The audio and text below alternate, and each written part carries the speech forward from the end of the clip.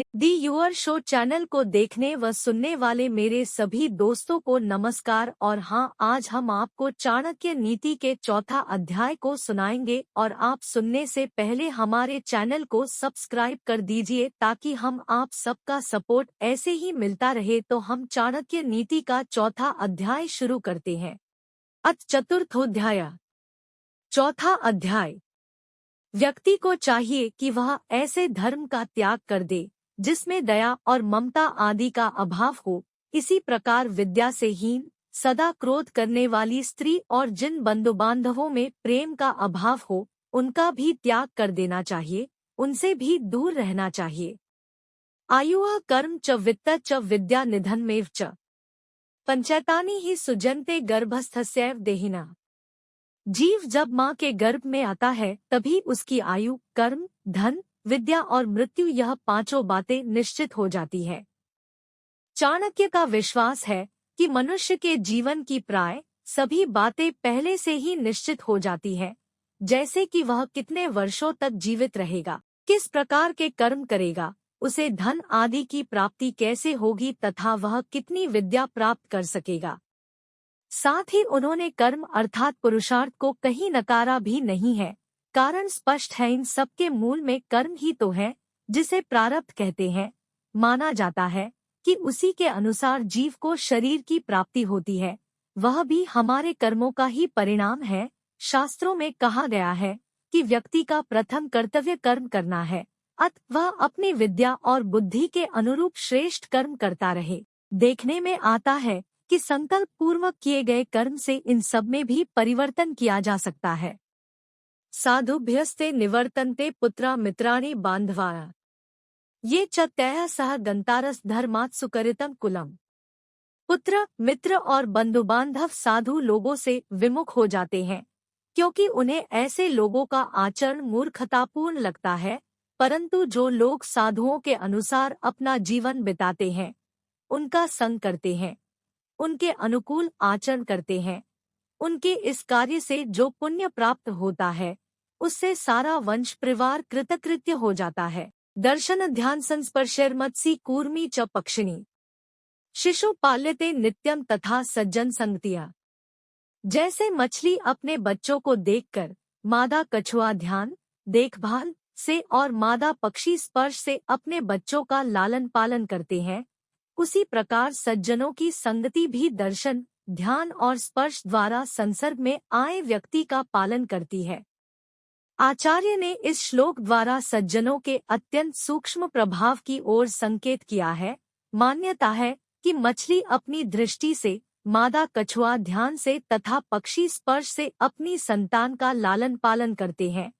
सज्जन भी दर्शन, ध्यान और स्पर्श से अपने आश्रितों को सुरक्षा प्रदान करते हैं और विकास में सहयोगी होते हैं। सज्जनों के दर्शन से आत्मबल में वृद्धि होती है और संकल्प दृढ़ होता है। यदि उनका ध्यान किया जाए और यदि उनके चरणों का स्पर्श कर उनका आशीर्वाद प्राप्त किया जाए तो सफलता, उन्नति और विकास सहज हो जाता है।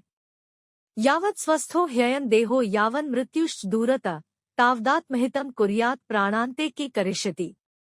जब तक यह शरीर स्वस्थ तथा निरोग है और जब तक मृत्यु नहीं आती तब तक व्यक्ति को अपने कल्याण के लिए धर्मयुक्त आचरण अर्थात पुण्य कर्म करने चाहिए, क्योंकि करने कराने का संबंध तो जीवन के साथ ही है।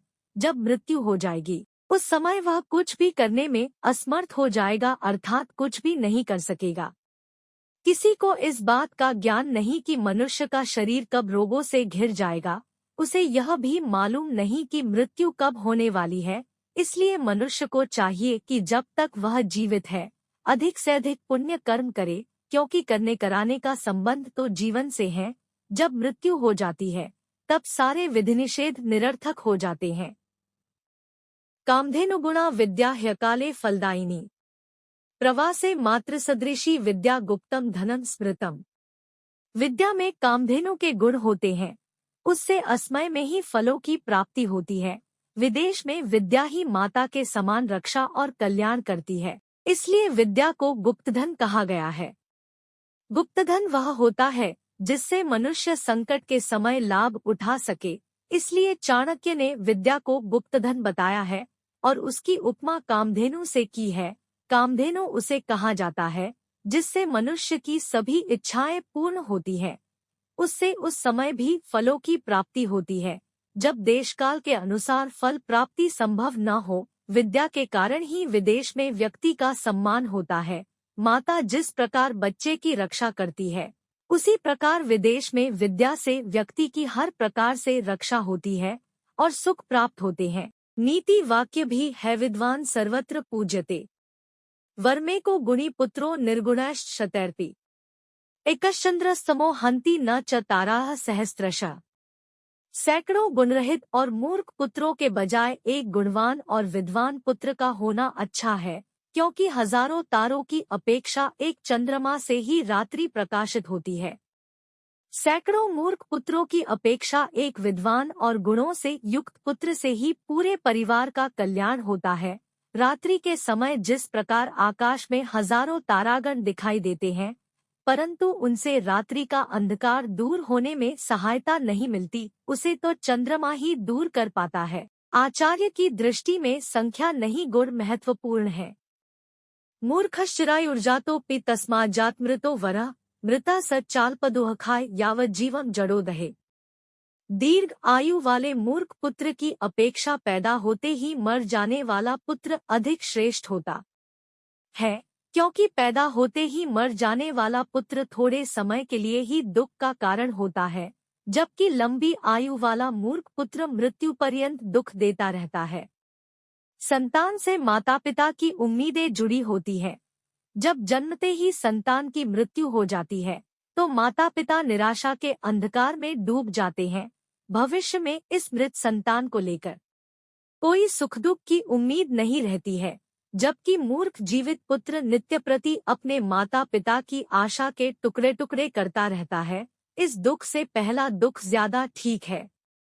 कुग्रामवासा कुलहीन सेवा कुभोजनम क्रोधमुखी च भार्या, पुत्रश्च मूर्खी विधवा च कन्या विनाग्निना क्षट प्रधांति कायम। अशिक्षित तथा अनुपयुक्त स्थान या ग्राम में रहना, नीच व्यक्ति की सेवा, अरुचिकर और पौष्टिकता से रहित भोजन करना, झगड़ालू स्त्री, मूर्ख पुत्र और विधवा कन्या, ये 6 बातें ऐसी हैं जो बिना अग्नि के ही शरीर को जलाती रहती है।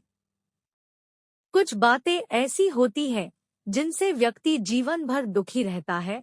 उनमें सबसे प्रमुख वह स्थान है जहां उसे लगातार रहना होता है। यदि वह स्थान ठीक न हो और वहां के निवासियों का आचार व्यवहार सही न हो तो व्यक्ति सदैव दुखी रहता है। इसी प्रकार यदि किसी को नीच व्यक्ति की नौकरी करनी पड़े, गंदा, बासी और पौष्टिकता से रहित भोजन करना पड़े तो वह भी दुखदायी ही है। यदि स्त्री झगड़ालू हो, छोटी छोटी बातों पर झगड़ा करती हो तो गृहस्थ का सुख कैसे प्राप्त हो सकता है। पुत्र यदि मूर्ख हो और लड़की विधवा हो तो यह आयु भर का असहनीय क्लेश हो जाता है। ऐसी स्थितियों से बच पाना यदि संभव न हो तो मानसिक रूप से इससे निपटने के लिए तैयार रहना चाहिए। किं तया क्रियते धेन्वा या न दोग्धी न गर्भिणी, कोर्था पुत्रेण जातेन यो न विद्वान न भक्तिमान। जिस तरह दूध न देने वाली और गर्भ न धारण करने वाली गाय से कोई लाभ नहीं, उसी प्रकार यदि पुत्र भी विद्वान और माता पिता की सेवा करने वाला न हो तो उससे किसी प्रकार का लाभ नहीं हो सकता। कोई भी व्यक्ति ऐसी गाय को पालना पसंद नहीं करेगा जो न तो दूध देती हो और न ही गर्भ धारण करने के योग्य हो। इसी प्रकार ऐसे पुत्र से भी कोई लाभ नहीं जो न तो पढ़ा लिखा हो और न ही माता पिता की सेवा करता हो। संसार तापदधाना त्रयो विश्रांति है तवा, अपत्यं च कलत्रं च सता संगतिरेव च। इस संसार में दुखी लोगों को 3 बातों से ही शांति प्राप्त हो सकती है: अच्छी संतान, पतिव्रता स्त्री और सज्जनों का संग।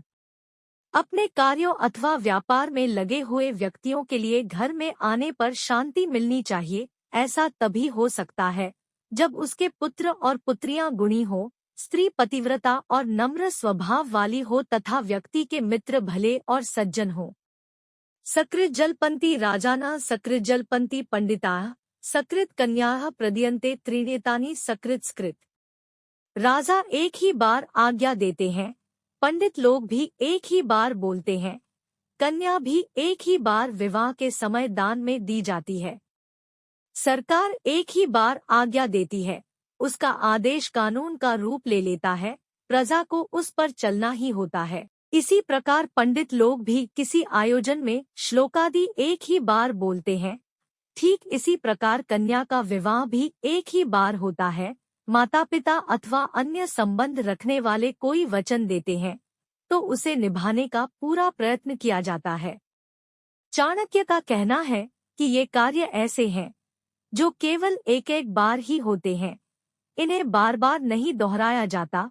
इनके संबंध में बार बार निश्चय बदलने से बात हल्की पड़ जाती है और उसका प्रभाव कम हो जाता है। हानि और समाज में अपयश दोनों प्राप्त होते हैं। एकाकिना तपो चतुर्भिर्गमनं द्वाभ्या पठनं गायनं त्रिभ्या क्षेत्रं पंचभिर्भुभिरणः। तप अथवा किसी प्रकार की साधना का कार्य एक अकेला व्यक्ति ही अच्छा करता है। यदि 2 छात्र मिलकर पढ़े तो अध्ययन अच्छा होता है, और गाने के लिए यदि 3 व्यक्ति मिलकर अभ्यास करते हैं तो अच्छा रहता है। इसी प्रकार यदि यात्रा आदि पर जाना हो तो कम से कम 4 व्यक्तियों को जाना चाहिए। खेती आदि कार्य ठीक प्रकार से चलाने के लिए 5 व्यक्तियों की आवश्यकता होती है, जबकि युद्ध में यह संख्या जितनी हो उतना अच्छा है।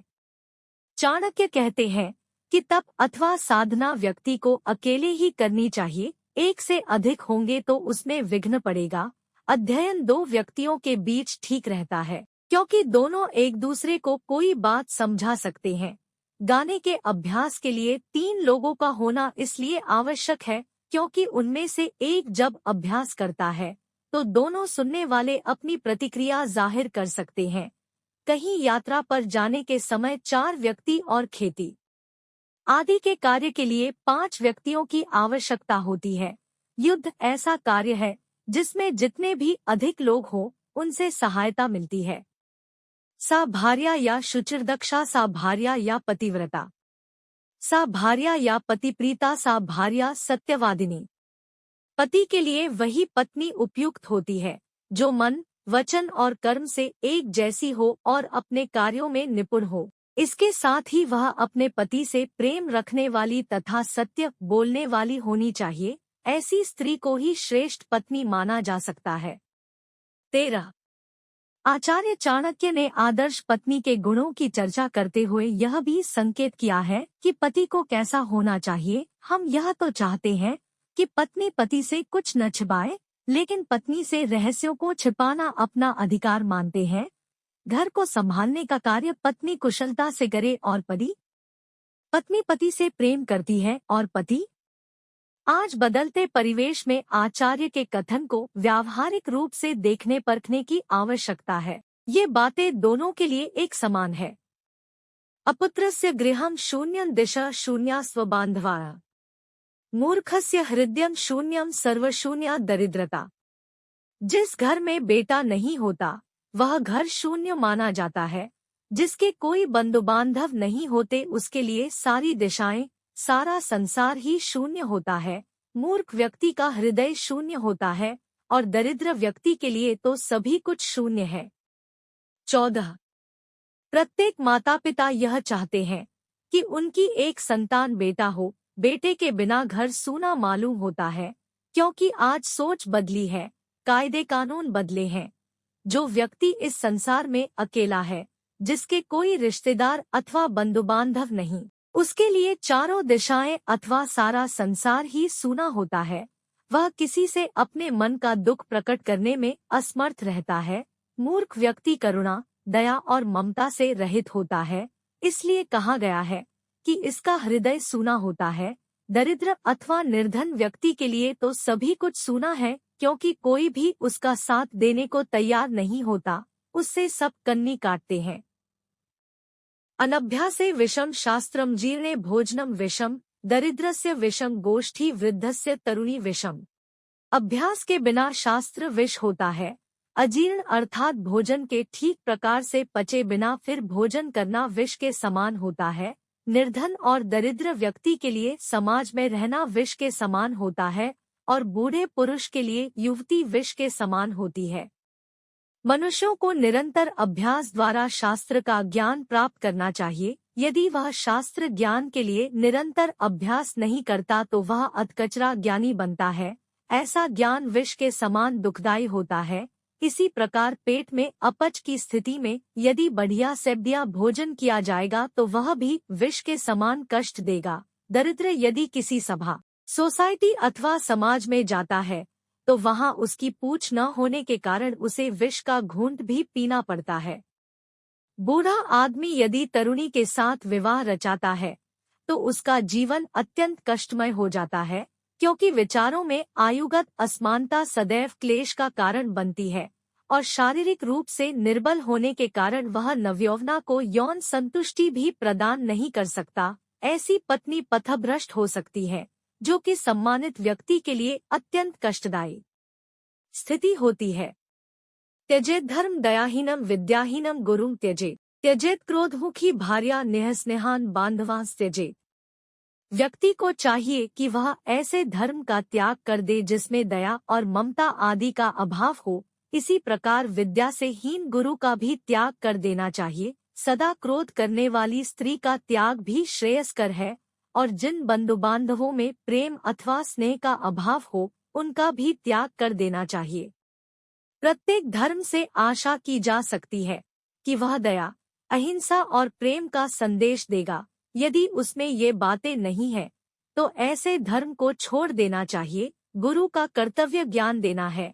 यदि वह अनपढ़ और मूर्ख है तो उसे गुरु बनाने से कोई लाभ नहीं। स्त्री पति को सुख देने वाली होती है, परंतु यदि वह हर समय गुस्से में भरी रहे और क्रोध करती रहे तो ऐसी पत्नी का भी त्याग कर देना चाहिए। रिश्तेदार, भाई बंधु व्यक्ति के दुख में काम आते हैं, परंतु यदि उनमें स्नेह और प्रेम का अभाव है तो ऐसे भाई बंधुओं का कोई लाभ नहीं, उन्हें त्यागना ही हितकर है। त्याग भी तभी संभव है जब उसकी सही दिशा का ज्ञान हो। अध्वा जरा मनुष्याणा वाजिना बंधनम जरा, अमैथुनम जरा स्त्रीणा वस्त्राणामात्पो जरा। जो मनुष्य अधिक पैदल चलता अथवा यात्रा में रहता है वह जल्दी बूढ़ा हो जाता है। यदि घोड़ों को हर समय बांधकर रखा जाएगा तो वे भी जल्दी बूढ़े हो जाते हैं। स्त्रियों से यदि संभोग न किया जाए तो वे जल्दी बूढ़ी हो जाती है। इसी प्रकार मनुष्य के कपड़े धूप के कारण जल्दी फट जाते हैं, अर्थात धूप उन्हें जल्दी बूढ़ा कर देती है। जो लोग हमेशा यात्रा में रहते हैं वे नियमित न रहने के कारण जल्दी बुढ़ापे का शिकार हो जाते हैं। यात्रा की थकान और खानपान की गड़बड़ी का तनमन पर विपरीत प्रभाव पड़ता है। जिस घोड़े को हर समय बांधकर रखा जाता है वह भी जल्दी बूढ़ा हो जाता है। ऐसा करना उसकी शारीरिक प्रकृति के प्रतिकूल है। यह तो मनुष्य ने उसे पालतू बना लिया, असल में तो यह स्वच्छंद विचरण करने वाला प्राणी है। स्त्रियों के बारे में आचार्य ने यहाँ जो कहा वह पढ़ने में अटपटा लगेगा, लेकिन है सत्य। शारीरिक रचना की दृष्टि से देखें तो संभोग स्त्री के शरीर की जैविक आवश्यकता ज्यादा है। मनोवैज्ञानिक कम जब तक वह मासिक चक्र में है, और फिर ऐसा होना उसके अपने पति से संबंधों के ठीक न होने की ओर भी संकेत करते हैं।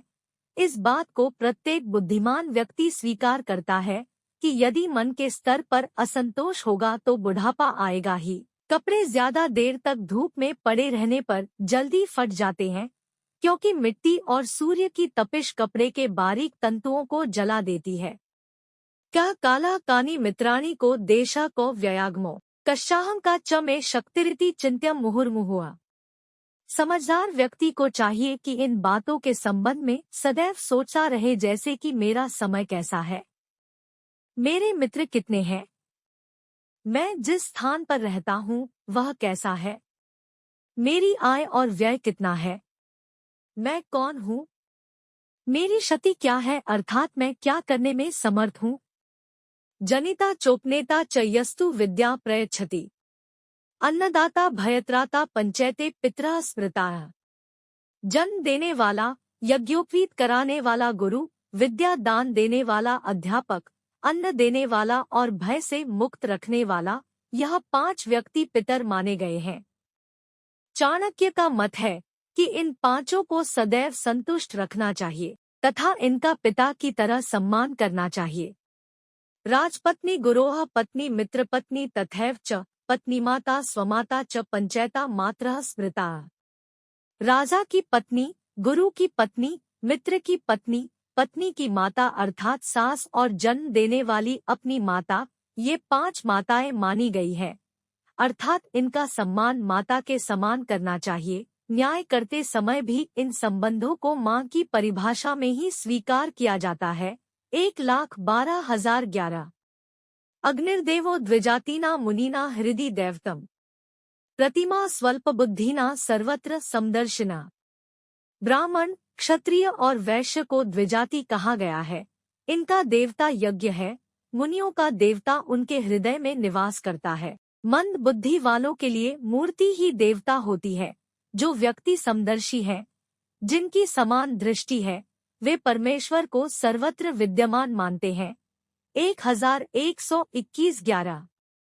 ब्राह्मण, क्षत्रिय, वैश्य को द्विजाति इसलिए माना जाता है कि जन्म के बाद गुरु उनका उपनयन संस्कार करता है।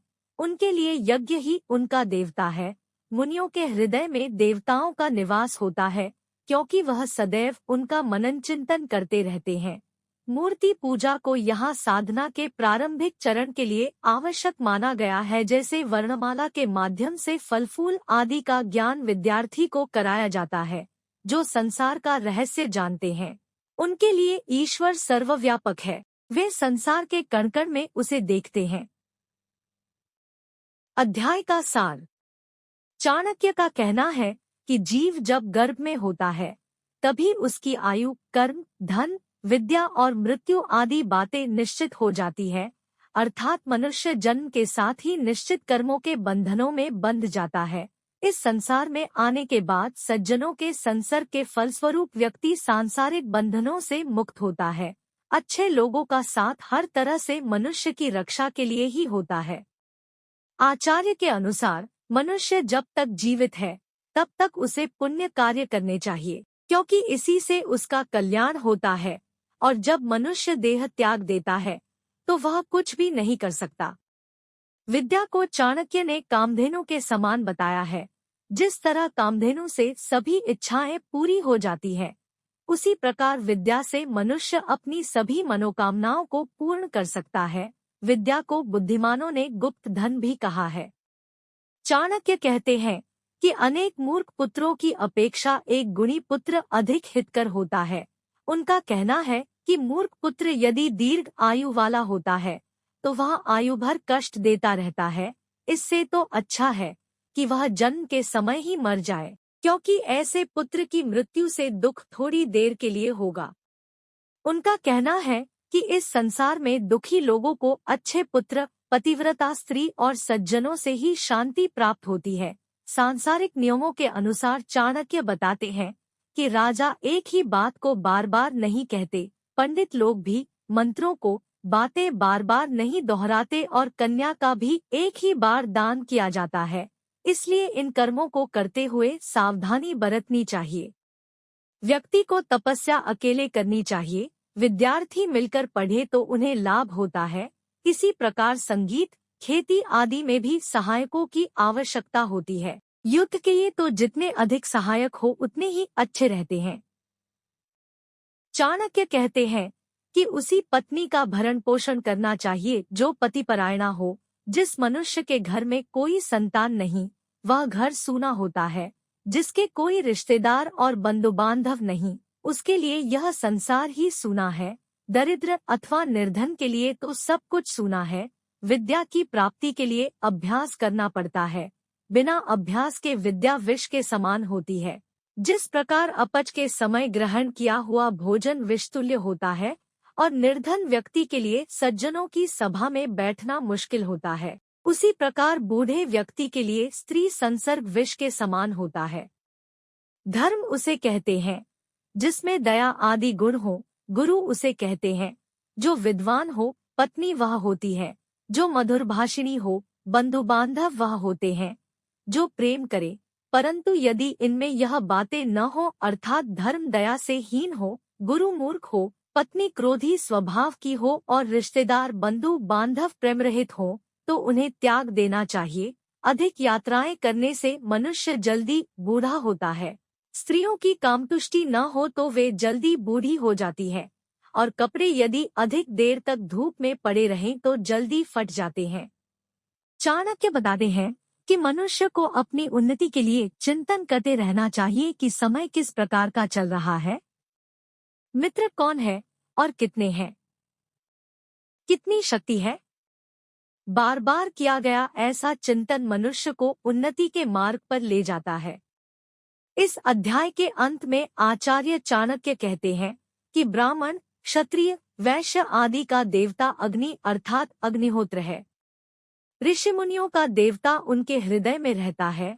अल्पबुद्धि लोग मूर्ति को अपना देवता मानते हैं, और जो सारे संसार के प्राणियों को एक जैसा मानते हैं, उनका देवता सर्वव्यापक और सर्वरूप ईश्वर है। अगर हमारे चैनल को आपने अभी तक सब्सक्राइब नहीं किया है, तो आप channel the your show channel को सब्सक्राइब कर दीजिए, ताकि ऐसे ही आप तक अच्छे अच्छे कंटेंट पहुंचाते रहेंगे।